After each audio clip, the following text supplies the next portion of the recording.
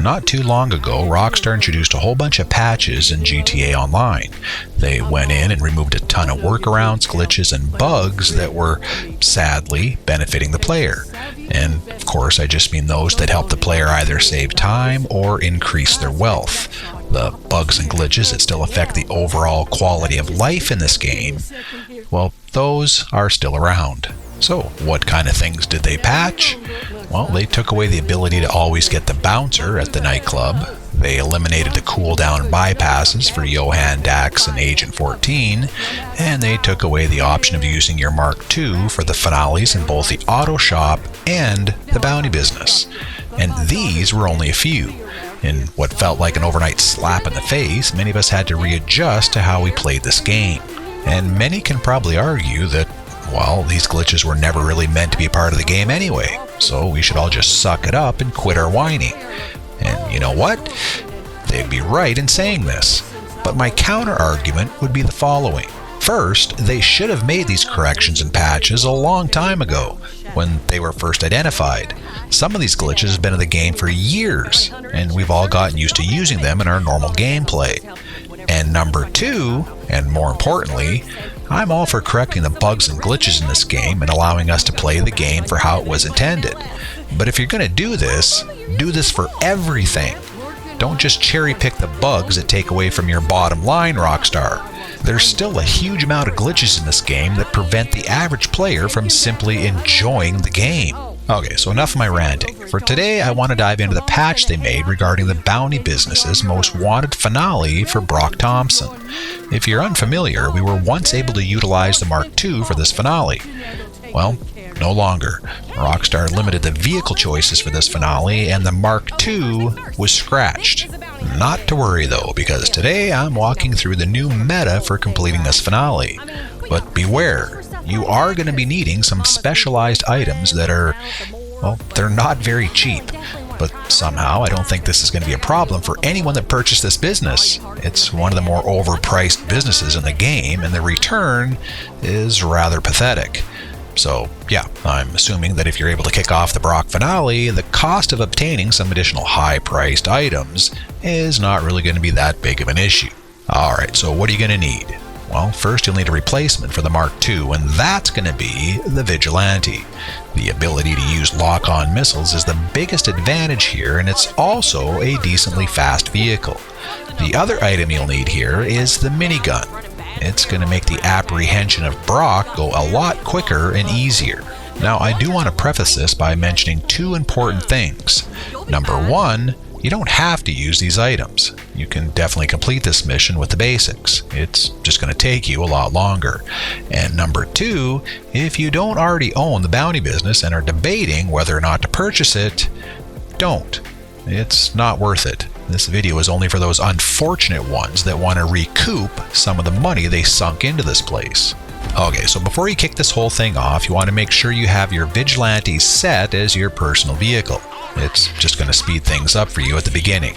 If you don't, you'll have to wait until Jeanette finishes babbling and then call your mechanic to get the vehicle. So, yeah, it'll just cut down some time at the beginning. As soon as you start the mission, you want to bring up your map and select this location as your endpoint.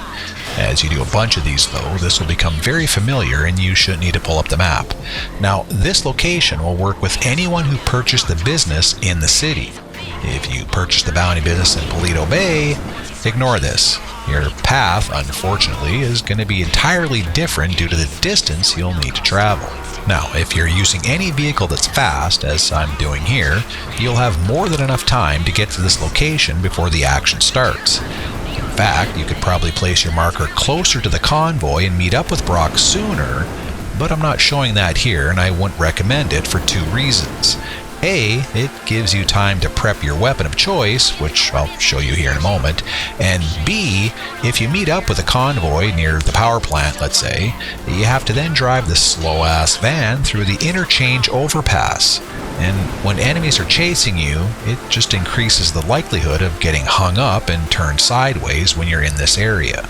So once you make it to the waypoint on the map, just beyond the overpass area, I like to pull over and get out.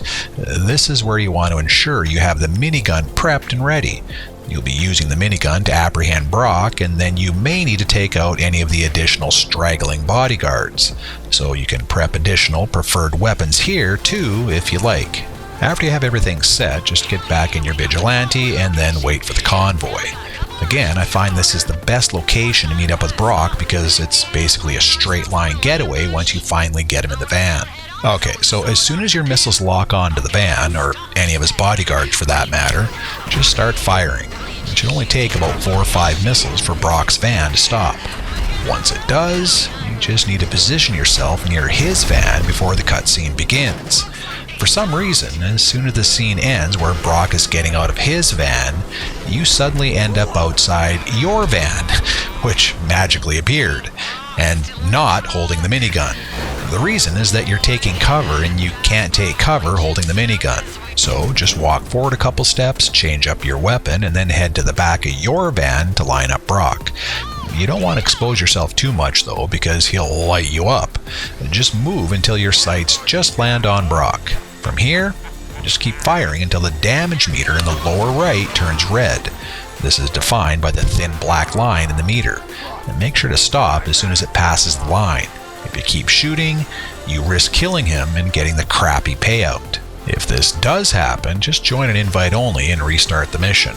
And you always want to make sure you get the full meal deal when doing any of these most wanted. Trust me, as soon as Brock is subdued, you may have to kill any remaining bodyguards before you nab them.